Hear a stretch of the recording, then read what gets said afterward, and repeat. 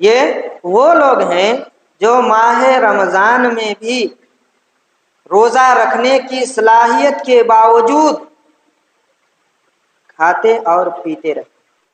آج رمضان المبارک کی پہلی تاریخ ہے،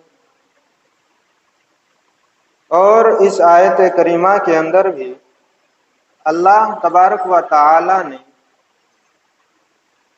ماہ رمضان کے روزوں ہی کے تعلق سے ذکر کیا ہے۔ اللہ نے فرمایا یا ایھا الذین آمنو، اے ایمان والو،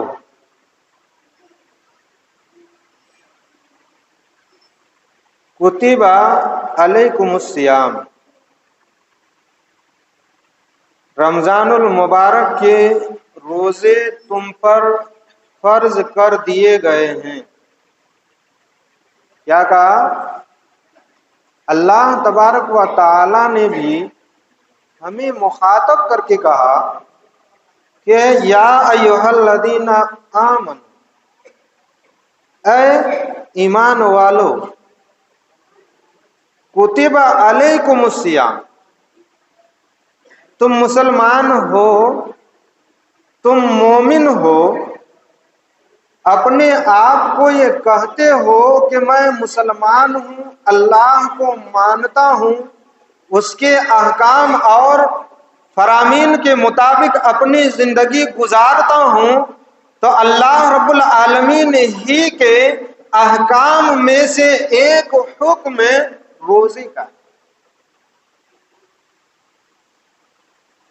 اور اللہ نے آسان کر دیا یہ کہہ کر کے کہ ایسا نہیں ہے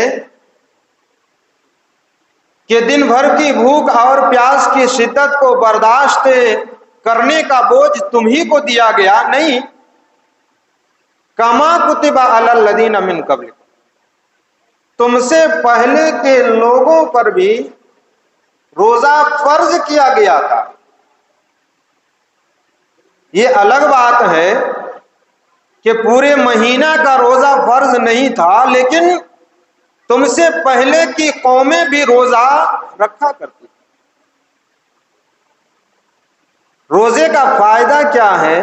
لعلکم تتقون، تاکہ تم تقوی والے بن جاؤ، اللہ رب العالمین سے ڈرنے والے بن جاؤ، اللہ رب العالمین کا ڈر اور خوف تمہارے دل کے اندر پیوست ہو جائے۔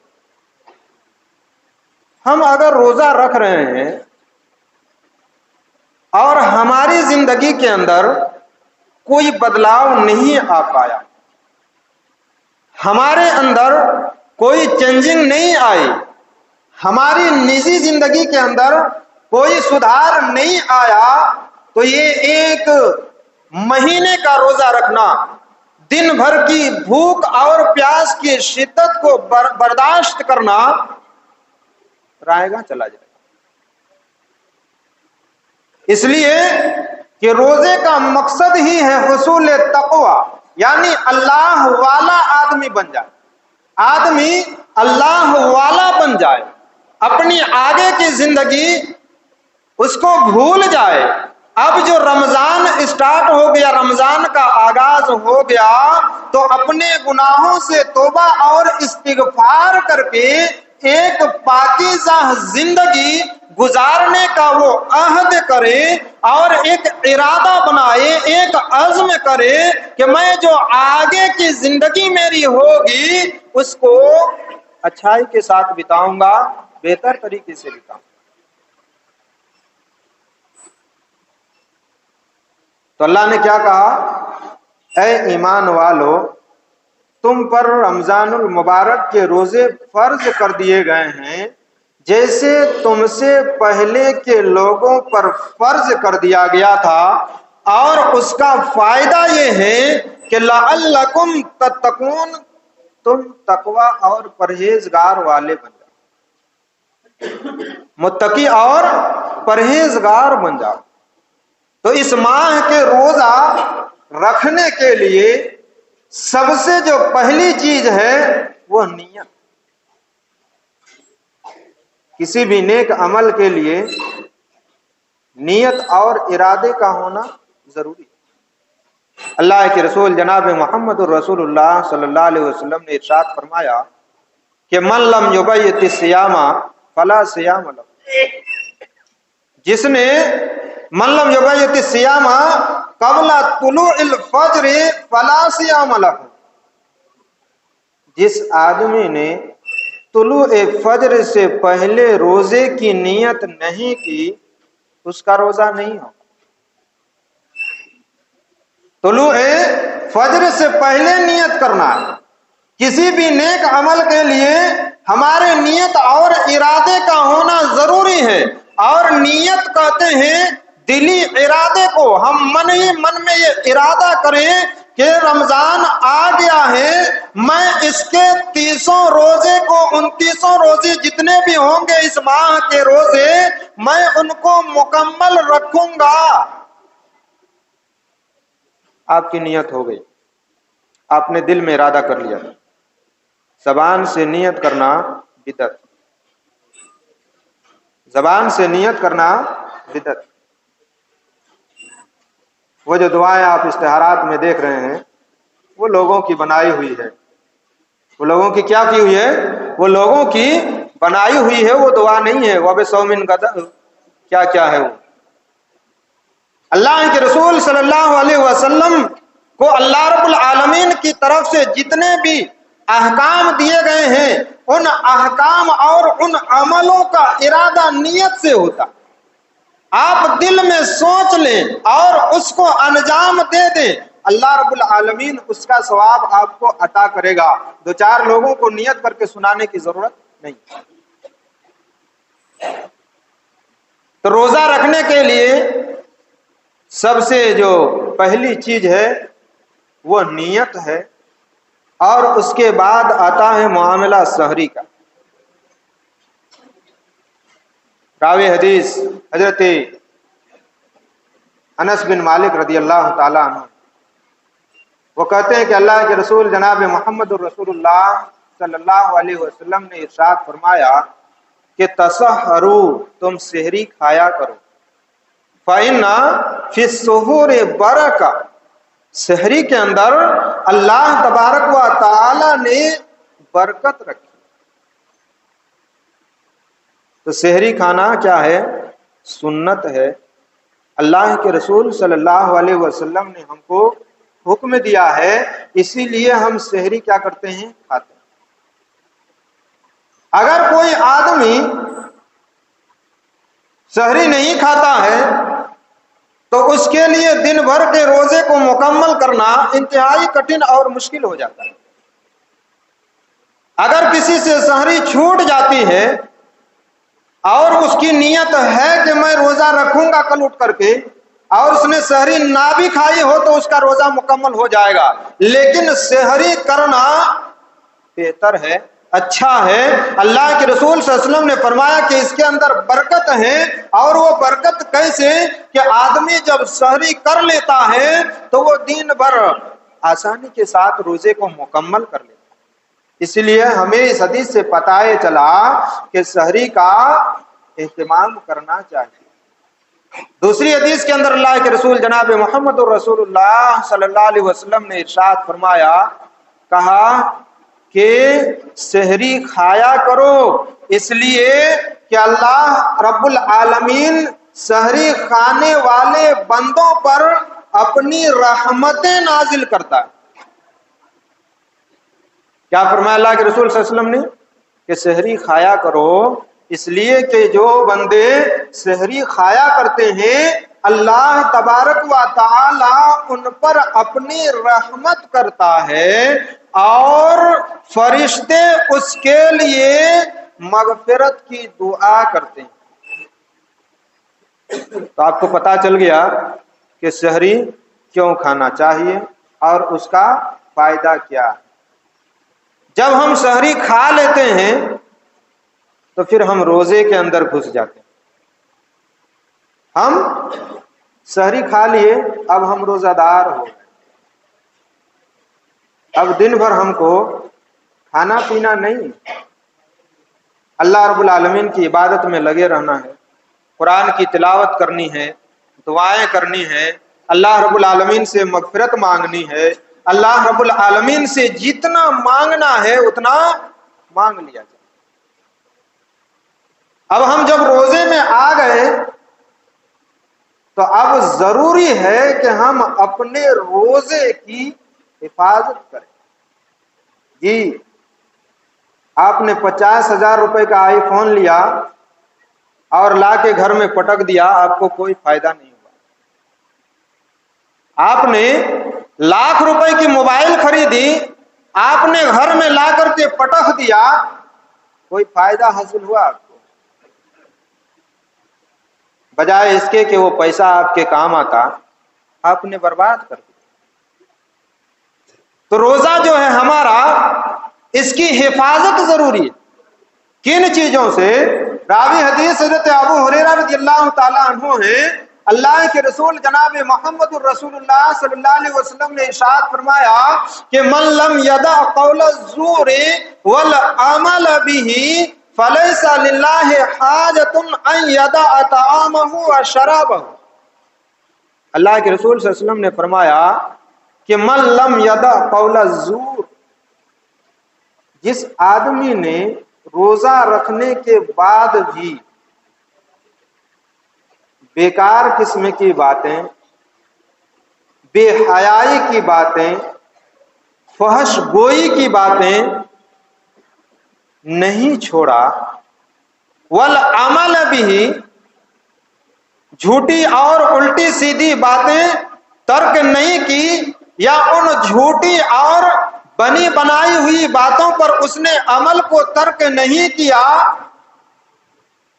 اللہ کے رسول صلی اللہ علیہ وسلم نے فرمایا کہ جب اس نے اپنے روزے کی حفاظت بے حیائی کے کاموں، بے حیائی کی باتوں اور بے حیائی کے عملوں سے نہیں بچایا، تو ایسے آدمی کے روزے کی اللہ رب العالمین کو کوئی ضرورت نہیں۔ اللہ رب العالمین کو ایسے شخص کے روزے کی کوئی ضرورت نہیں ہے۔ روزہ دار وہی ہے جو کھانے پینے سے رکنے کے ساتھ ساتھ اپنے آپ کو گناہ کے کاموں سے بھی روک رہا ہے، گناہ کی باتوں سے بھی روک رہا ہے، اور اپنی حفاظت کر رہا ہے، اپنے روزے کی حفاظت کر رہا ہے۔ روزے کا مقصد کیا ہے؟ تقویٰ ہے، اللہ رب العالمین کا خوف ہے، اللہ رب العالمین کا ڈر ہے۔ اسی لیے دوسری حدیث کے اندر اللہ کے رسول جناب محمد الرسول اللہ صلی اللہ علیہ وسلم نے ارشاد فرمایا کہ روزہ یہ نہیں کہ آدمی کھانے پینے سے رک جائے، دراصل روزہ تو یہ ہے کہ آدمی لغو اور بے حیائی اور برائی کے کاموں سے اپنے آپ کو روکے رکھے۔ جی، کھانے پینے کے روکنے کے ساتھ ساتھ ہمیں اپنے آپ کو برائی اور بے حیائی کے کاموں سے بھی روکنا پڑے گا، یہاں تک کہ اللہ کے رسول جناب محمد الرسول اللہ صلی اللہ علیہ وسلم نے فرمایا کہ اگر تم حالت روزے سے ہو اور تم کو کوئی گالی دے رہا ہے، فَإِنْ سَابَكَ أَحَدٌ، اگر کوئی تم کو گالی دے رہا ہے تو اس آدمی سے کہو کہ انی صائم، میں حالت روزے سے۔ تم گالی دے رہے ہو، ٹھیک ہے، تم ہم سے جھگڑا کر رہے ہو، ٹھیک ہے، تم ہم کو الٹی سیدھی باتیں کر رہے ہو، بول رہے ہو، ٹھیک ہے، لیکن میں تو روزے سے ہوں، میں تم کو الٹی سیدھی باتیں نہیں کر سکتا۔ تقویٰ یہی، پرہیزگاری یہی ہے، یہ نہیں کہ جب اس نے ایک سنائی تو ہم اس کو 10 سنا دیں اور ہمارا روزہ کیا ہو گیا؟ برباد ہو گیا۔ ہمارا روزہ کیا ہو گیا؟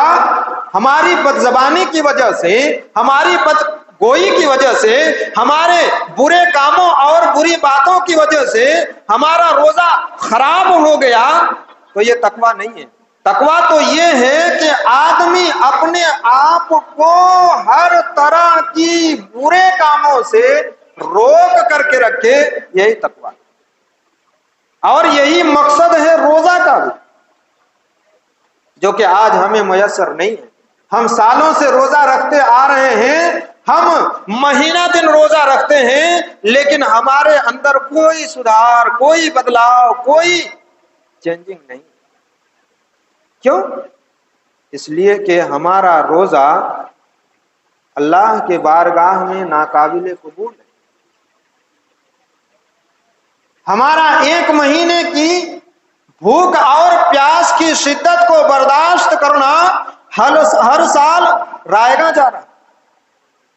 بتائیے، سالوں سے ہم روزہ رکھتے آ رہے ہیں اور ہماری زندگی کی جو دھن ہے وہ اس مہینے کے بیت جانے کے بعد پھر وہی شروع ہو جاتا، آغاز ہو جاتا۔ کتنے تو عید سے پہلے ہی شروع ہو جاتے۔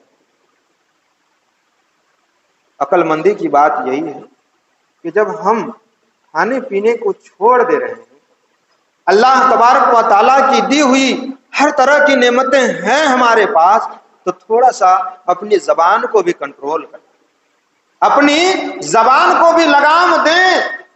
اس مہینے میں اللہ رب العالمین کے لیے اپنے آپ کو روکے رکھیں۔ اس رحمت اور برکت والے مہینے میں اللہ رب العالمین سے لو لگائیں، اللہ کے سامنے روئیں، اللہ کے سامنے گڑ گڑائیں، اللہ رب العالمین سے اپنے گناہوں کی معافی مانگیں۔ یہ وہ مہینہ ہے کہ اللہ تبارک و تعالی اس مہینے میں اپنے بندوں کے گناہوں کو سب سے زیادہ معاف کرتا ہے۔ یہ وہ مہینہ ہے کہ اللہ تبارک و تعالی ہماری مانگی ہوئی دعاؤں کو رد نہیں کرتا۔ یہ وہ مہینہ ہے کہ اللہ تبارک و تعالی ہمیں اپنے گناہوں سے پاک اور صاف کر دیتا ہے۔ لیکن شرط یہ ہے کہ ہم اللہ رب العالمین سے توبہ کریں، تب تو اللہ رب العالمین سے استغفار کریں، تب تو۔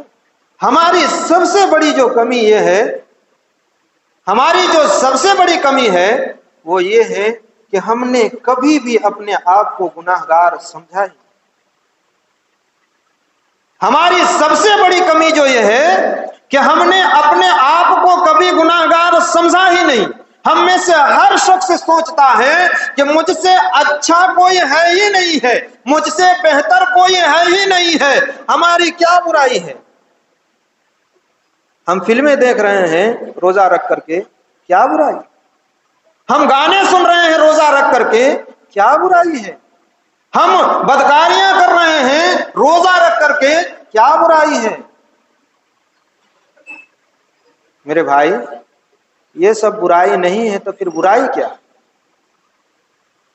یہ سب برائی نہیں ہے تو پھر برائی کیا ہے؟ برائی تو یہی ہے نا کہ اپنے آپ کو گناہوں کے اندر ملوث رکھا جائے، اپنے آپ کو بے حیائی کے کاموں میں ملوث کیا جائے، گناہ اور معصیت کے کاموں میں اپنے آپ کو لگایا اور لٹکایا رہا جائے، یہی تو برائی ہے۔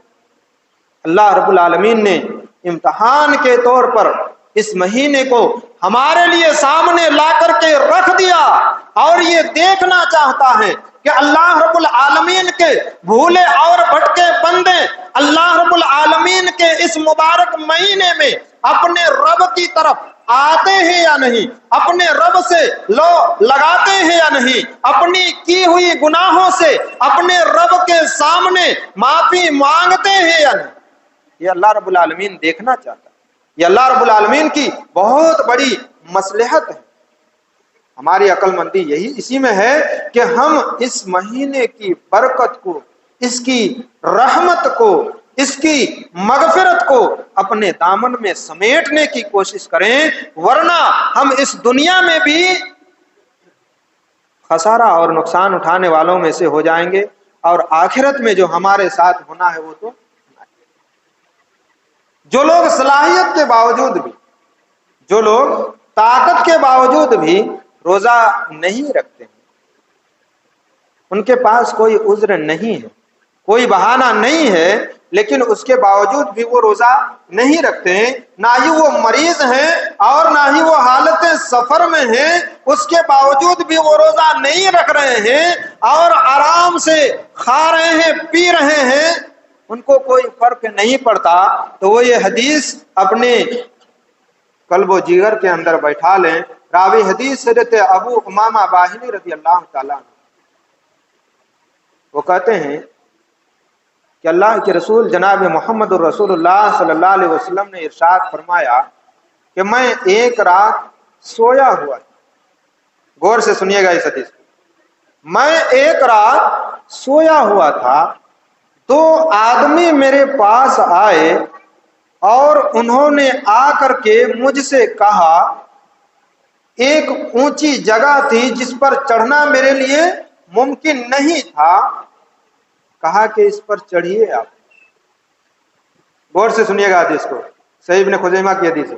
کیا کہا کہ میں سویا ہوا تھا اور میرے پاس دو آدمی آئے، نبی صلی اللہ علیہ وسلم خواب دیکھ رہے ہیں، اور نبی کا خواب بھی کیا ہوتا ہے؟ سچا ہوتا ہے۔ کہا کہ دونوں آئے اور کہا کہ آپ اس پہاڑی پر چڑھیے۔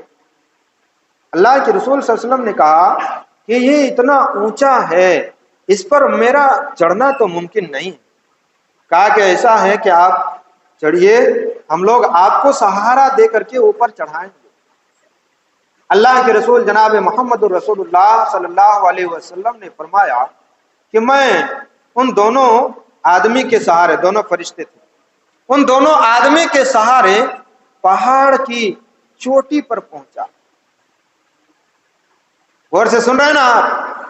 میں اس پہاڑ کی چوٹی پر پہنچا، میں نے لوگوں کی چیخ و پکار سنی، لوگ دہاڑے مار مار کر کے رو رہے تھے، لوگ چیخ چیخ کر کے رو رہے تھے، لوگ پیٹ پیٹ کر کے رو رہے تھے۔ اللہ کے رسول جناب محمد الرسول اللہ صلی اللہ علیہ وسلم رحمت للعالمین تھے، آپ کے اندر اللہ تبارک و تعالی نے رحمت و شفقت کا مادہ اعلیٰ کوالٹی کا رکھا تھا۔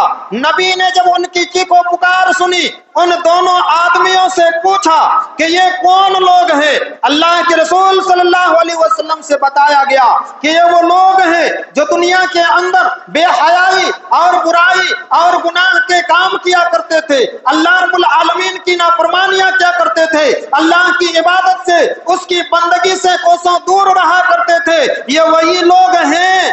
اللہ رب العالمین نے ان کو آج جہنم کے اندر کیا کیا ہے؟ ڈال۔ یہ چیخ رہے ہیں، پکار رہے ہیں، چلا رہے ہیں اور ان کو عذاب ہو۔ اللہ کے رسول صلی اللہ علیہ وسلم نے فرمایا کہ پھر ان دونوں نے مجھ سے کہا کہ آپ آگے چلیں۔ اللہ کے رسول صلی اللہ علیہ وسلم نے کیا کہا کہ ان دونوں نے مجھ سے کہا کہ تھوڑا آگے چلیے۔ یہاں سے غور سے اور سنیے۔ کہا کہ جب میں آگے گیا تو کچھ لوگوں کو دیکھا کہ ان کے پاؤں کو باندھ دیا گیا ہے، یعنی ان کو الٹا لٹکا دیا گیا۔ اللہ کے رسول صلی اللہ علیہ وسلم کیا کہہ رہے ہیں کہ میں نے جب آگے بڑھا تو میں نے دیکھا کہ کچھ لوگ الٹا لٹکے ہوئے ہیں اور ان کے جبڑے کو چیر دیا گیا، یہ جو ہے نا اس کو چیر دیا گیا ہے پورا، اور ان جبڑوں سے برابر خون رس رہا ہے، گر رہا ہے۔